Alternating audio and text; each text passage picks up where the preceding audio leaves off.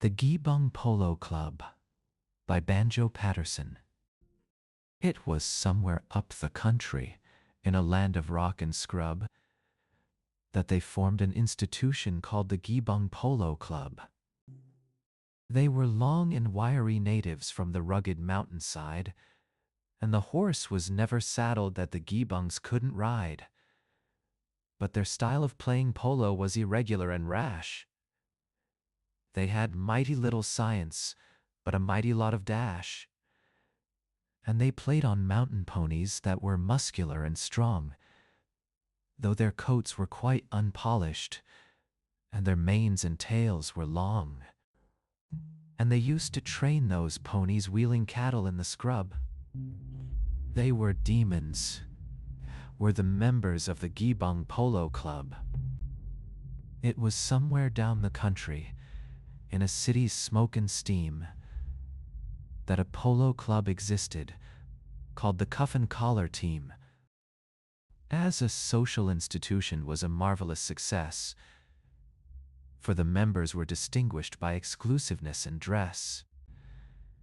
They had natty little ponies that were nice, and smooth, and sleek. For their cultivated owners only rode 'em once a week, so they started up the country in pursuit of sport and fame. For they meant to show the Geebungs how they ought to play the game. And they took their valets with them, just to give their boots a rub, ere they started operations on the Geebung Polo Club. Now my readers can imagine how the contest ebbed and flowed. When the Geebung boys got going, it was time to clear the road. And the game was so terrific that ere half the time was gone, a spectator's leg was broken, just from merely looking on. For they waddied one another till the plain was strewn with dead, while the score was kept so even that they neither got ahead. And the Cuff and Collar captain, when he tumbled off to die, was the last surviving player. So the game was called a tie. Then the captain of the Geebungs raised him slowly from the ground.